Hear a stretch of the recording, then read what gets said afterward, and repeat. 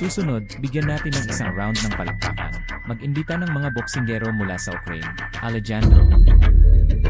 Here comes the blue corner from Ukraine. Please welcome Alexander.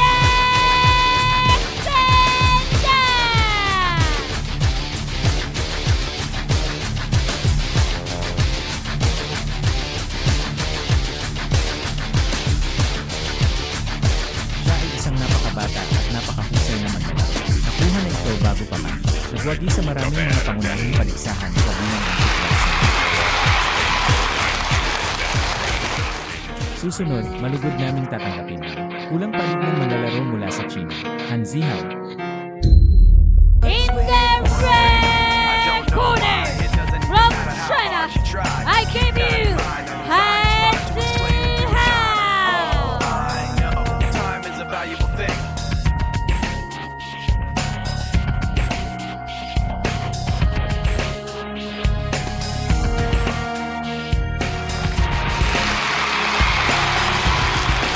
Susunod, kilalanin natin sila ng magkasama. Ang manlalaro ng asul na panig ay si Alexander mula sa Ukraine. Edad, 22, taas, 173 cm. Profesional na record, 17 laban, 15 panalo. Nakatayo sa pulang panig si Han Zihao, isang manlalaro mula sa China. Siya ay 20 taong gulang lamang ngayong taon at may taas na 175 cm. Profesional na record, 58 laban, 32 panalo. Mayaman pa rin ang kanyang karanasan.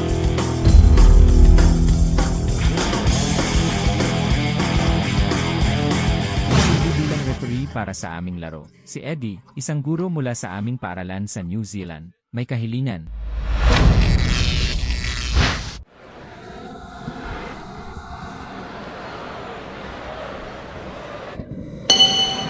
Kumusta, mahal na mga manonood? Huwag mag-atubiling magpatuloy sa panonood. IMI Legend World Fighting Championship. Ito ay isang kwalipikadong laban para sa quarterfinals sa kategoryang 65 kilo. Ako ang komentarista na si Zhang Tairi. Ako si Dong Jiang Tao. Ang manlalaro ng pulang panig sa magkabilang panig ay si Han Zihao. Siya ay isang batang manlalaro ng Chino na nagsasanay sa Thailand. Kumusta naman ang kanyang kalaban? Mula kay Alexander, Ukraine. At ang Alexander na ito ay isang tipikal na halimbawa. Ang ganitong estilo ng mga dating manlalaro ng sistema ng Soviet. Ang kanyang mga kasanayan sa boxing ay napakahusay. Kasabay nito, ang ganitong uri ng three-dimensional strike ay posible rin. At pinagkadalubhasaan ito ng napakahusay. Tignan natin ang talaan ni Alexander. Lahat sila ay mga tagumpay sa kickboxing. Kumpara sa isang taong tulad ni Han Zihao. Para sa mga mandirigma na may karanasan sa pagsasanay sa Muay Thai. Pag-unawa sa mga tuntunin ng kickboxing, siguro medyo mas malakas. Tignan natin si Alexander sa pag-atake. Palagi siyang gumagawa ng ilang paggalaw ng kamao gamit ang kanyang itaas na katawan. Tignan mo pagkatapos ng flash na yun ngayon lang. Biglang, isang backhand swing punch ang nahulog kay Han Zihao. Sa sandaling yun, ang katawan ni Han Zihao ay kailangang gumalaw. Sa paghusga mula sa pangkalahatang bilis ng laro, baka mas mabilis si Alexander. Si Han Zihao ay may pundasyon sa pagsasanay sa Muay Thai. Maaaring makapalpas nito sa mga pagpapalo. Ngunit sa mga tuntunin ng pangkalahatang ritmo, tila walang kalaban ang mas mabilis. Talagang tinamaan ni Han Zihao ang kabilang partido. Bawat suntok at sipa ay lalong mahirap. Pambihirang malakas na pagkamatagusin. Makikita natin si Han Zihao na nagtatapon ng mga suntok. Ang itaas na bahagi ng katawan ay medyo matigas at tuwid. Nalalapat ito kapag ang magkabilang panig ay nakikipaglaban sa kamao. Ito ay isang disbentaha. Ang iyong mga suntok ay nasa lane. Tingnan kung gaano tuwid ang lane. Madaling matamaan sa pag-ugoy ng kabilang partido sa daan. Malinaw, ang Ukrainian Alexander na ito ay sa background ng pagsasanay na ito sa boxing. Sa katunayan, ito ang pundasyon ng pagsasanay sa Muay Thai. Mayroong isang malaking pagkakaiba. Ito ay isang tatlong-dimensional na pag-atake. Pataas, pababa, kaliwa, at kanan. Ngayon lang, may isa pang pag-ugoy ng backup na paglipat. Tinamaan nito si Han Zihao. Sa mga sandaling ito, bagamat tungkol ito kay Han Zihao, wala itong gaanong epekto. Buti na lang at napukaw nito ang atensyon ni Zihao. Han Zihao sa bawat suntok at sipa. Napakaraming nakikipaglaban sa ganitong uri ng enerhiya. Sapat na ang paghahambing. Napakabigat ng backhand swing na ito. Pagkatapos ng pag-aayos ng isang swing, hindi na nagbago pa si Zihao. Gayunpaman, matibay pa rin ang kanyang leg. Napakahirap ng pakiramdam.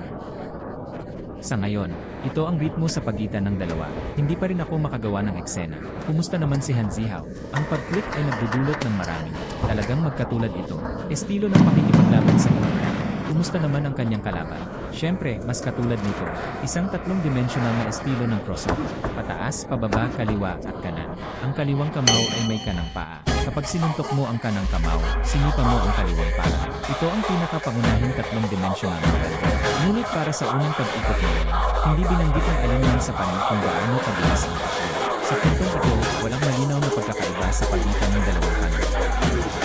Kumusta naman si Alexander? Kanina lang, may isang punch technique na tumama sa katawan.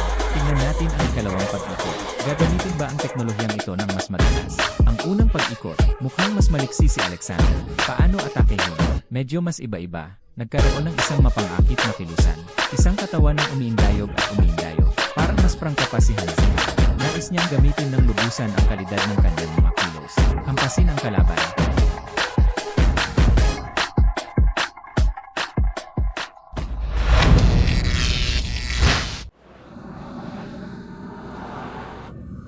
Sige, magsisimula na ang ikalawang round ng laban. Panoorin ang dalawang magkakasunod na mabibigat na suntok ni Han Zihao. Ngunit ang lahat ng pag-atake ay tumama sa depensa na braso ni Gilgeous Alexander. Tama, pero dalawang suntok lang ang nilalabanan ni Alexander. Ang isang fronthand flat hook ay napakamapanirang pa rin. Sa katunayan, ang apat na taong tugma na ito ay isa pang forehand flat hook. Sa sandaling ito, dapat baguhin ni Han Zihao ang anggulo ng kanyang pag-atake sa pagsuntok at ang paraan ng pagtatanggol. Han Zihao, mag-ingat ka. Alam mo, ang katawan ay talagang nakahawak ng medyo tuwid at mahigpit na hinahawakan ng mga braso ang frame. Possible ang frontal defense. Pagdating sa pag-aaral, kadalasan ay napapabayaan ka ng kabilang panig ng ganoon. Lahat sila ay maaaring tamaan ang kanilang sariling mga ulo ng direkta. Ito ang klasikong estilo ng paglalaro ng Thailand. Ito ang katangian ng pagtatanggol ng kamao.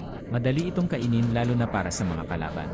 Pag-atake na may mga hubog na suntok, sa palagay ko si Han Zihao ay nasa sandaling ito. Dapat ay mas maraming leg technique na ganito.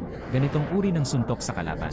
Sa paghuhusga sa pagiging epektibo ng sipa ni Han Zihao, ang pag-click ay napaka-crisp at mabilis. Gumagana rin ito kapag tinamaan sa katawan. Kaya ito ay talagang tulad ng sinabi ni Coach Dong. Kung sinabi niya ang pag-ikot na ito, maaari niyang gamitin ang kanyang mga diskarte sa binti ng mas mahusay sa kalagitnaan hanggang sa mahabang distansya. Maaari itong makabawi ng higit pang mga pakinabang. Ngunit ngayon ay malinaw na. Gumawa pa ng mas maraming kilos ang Alexander II.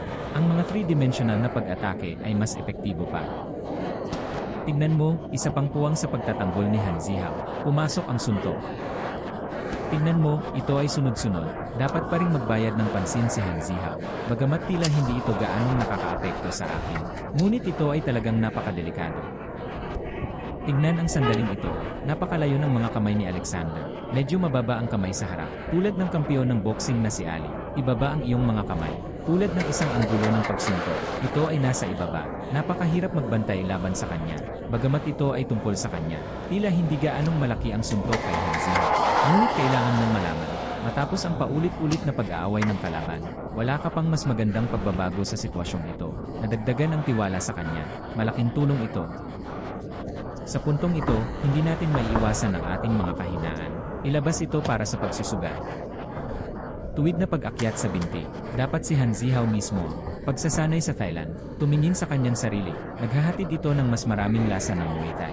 Sa katunayan, hindi siya tila mga kaklase niya. Marami ang nag-aral sa China, isang atleta na may background na sanda. Sa katunayan, ito ay isang apat na tao na tugma, dahil sila ang nagwagi ngayon, at ang nagwagi sa isa pang labanan para sa isa pang pwesto sa quarterfinals. Kaya sana, si Han Zihao ang unang manalo sa laban na ito.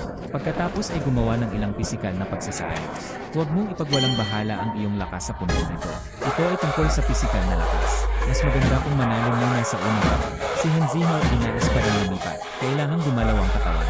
At kailangan mo talagang pag-iba-ibahin ang iyong pananaw mula sa ang ito. Huwag maging masyadong mahirap o masyadong simple. Malinaw na kapag nagpalitan ng suntok ang magkabilang panig, mataas ang kalidad ng boxing technique ni Alexander, at ang dalas ay mataas. Tayo ay nag-aaway, lalo na sa panahon ng pag-atake. Ang katawan ay gumagalaw ng kaunti. Kung lumipat ka, lalo pa tayong magiging inspirasyon. Ang pagnanais na ito ay umatake sa mga. Sa katunayan, sa parehong oras, kapag ang iyong katawan ay gumagalaw ng higit pa, tinutulungan din siya nito na pindutin ang mas si Sanda. Paano atake nito? Medyo mas iba-iba. Nagkaroon ng isang mapang-akit na kilusan. Isang katawan na umiimbayog at umiimbayog. Kumusta naman si Hanziha? Mukhang medyo mas mas Nais niyang gamitin ng lubusan ang kalidad ng kanyang mga kilos. Pumunta sa pag-atake sa kalaban. Kapag ang kalaban ay nakagis ng isang suntok, mahirap makahanap ng target. At hindi lang iyon, kapag ako ay gumagawa ng ilang mga paggalaw ng panginginig. Sa katunayan, maaari itong magamit para sa susunod na hakbang. Ihanda ang lakas. Tulad ng isang tagsibol na nagpipindot pababa, lumipat sa kaliwang pakpak. Kung minsan ay maaaring maging isang pag-aaway. Kapag iniikot ang iyong katawan sa kanan, maaari kang makakuha ng mga suntok sa direksyon na ito. Mas mabigat ang kapangyarihan. Habang lumilipat, baka maiwasan nito ang pagtingin ng ibang tao sa blind spot ng kalaban. Kaya narito ito. Sa panahon ng labanan, ang pagyanig ng itaas na bahagi ng katawan. Siguraduhin na magpraktis ka ng marami. Sige, ikatlong round para sa magkabilangan. Ito ang mapagpasyang laro. Kapag si Hanzihaw ay gumagawa ng isang tuhod strike sa kanyang harap na binti, sinalubong siya ng suntok mula sa kamay ni Alexander. Talagang ipinagtatanggol ni Hanzihaw ang nangungunang manlalaro na ito. Panahon na para baguhin ang pamamaraan. Ito ay medyo naayos lamang. Ang ganitong uri ng bracket ay ginawa na may medyo makitid na frame. Malinaw na hindi ito kayang harapin ni Alexander. Ang 3-dimensional strike na ito mula sa lahat ng direksyon ay pataas, pababa, kaliwa at kanan. Tingnan mo, dalawa pang kamao mula sa magkabilang panig. Tiyak na kailangang baguhin ang isa sa mga estilo ng pagtatanggol ni Hanzihaw. Nakikipaglaban kami ngayon sa mga freestyle fights. Hindi ito isang Muay Thai match. Ngayon, wala nang yakap sa gitna. Ang mga suntok ni Hanzihaw ay patuloy na tumatagal ng mabibigat na suntok mula sa kanyang kalaban. Dapat nating baguhin ang mga taktika. Dapat sabihin ni Hanzihaw na tama ang kanyang mga taktika sa sandaling ito. Sa sandaling ang dalawa ay nagpapakita ng mga palatandaan ng pag-aalinlangan. O pagkatapos ng boxing, tama ang pagluhod sa puwang sa panahon ng neutral gear. Gayunpaman, ang pagiging epektibo at nakamamatay ng pag-angat ng tuhod na ito ay hindi gaanong malaki. Nang makita si Alexander na papalapit sa kanya, nagkaroon din siya ng pisikal na presensya. Kabilang dito ang pagyakap at suporta sa tuhod upang maiwasan ang mga paggalaw na ito. Bawat suntok na itinapon ni Hanzihaw ay sinalubong ng counter-attack ni Alexander. At ngayon ay tila epektibo ito para sa pagharap sa pinsala. Marami ring ginagawa si Alejandro. At sa mga tuntunin ng pagiging epektibo ng output ng paglipat na ito mismo, si Alejandro rin ang may kalamangan. Kami, sa pagtingin sa malalim na yakap na ito, noong una, huli na ang pagsasanay ni Hanzihaw. Hindi rin nakakuha ng malaking bentahe ang malapit sa klaw na tuhod na ito. Ang distansyang ito, pagkatapos ng paghihiwalay, agad na kinuha ni Alexander ang isa sa harap at likod na may isa sa likod. Si Alejandro na ito ay nalilibugan. Ito ay isang pagkilos na nagtutulak. Itulak ang ibang tao palayo. Kapag ang distansya sa pagitan ng dalawang panid ay bahagyang mas malawak. Kapag maaari siyang maghagis ng isang suntok, agad siyang sumunod sa isang counterpunch. Sabi nga nila, ang sarap ng cook ni Zia. Dapat itong maging mas aktibo sa isang aktibong anyo ng pagyakap. Kailangan nilang maging mas nakakasakit. Ito ay isang purong pagtatanggol na yakap. Mahirap magkaroon ng ganoong mayamang karanasan. Tingnan mo, isa pang push action. Pagbasag sa kanyang yakap, ang lumilipad na tuhod na ito ay napakalaki. Mahirap tamaan ang iyong kalaban ng sabay-sabay. Bagamat talagang tinamaan nito ang kalaban, hindi ito gumana. Ngunit ang aksyon ay talagang napakalaki. Malaki rin ang walang laman na crotch. Sa mga sandaling yon, pinagmamasdan ni Hanzihaw. Pagkuha ng magkakasunod na mabibigat na suntok, dapat ay masabi mo. Mahusay si Alexander sa mga diskarte sa boxing. Malinaw na mas mahusay ito kaysa kay Hanzihaw. Okay. Ito ay isang tunay na kamangha-manghang tugma. Susunod, magbibigay ako ng anunsyo. Ang huling resulta ng laban na ito.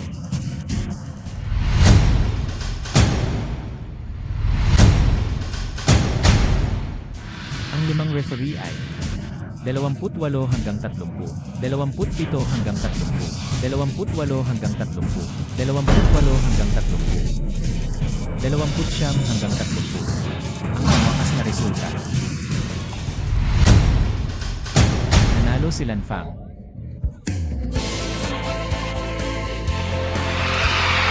Pinabati kita.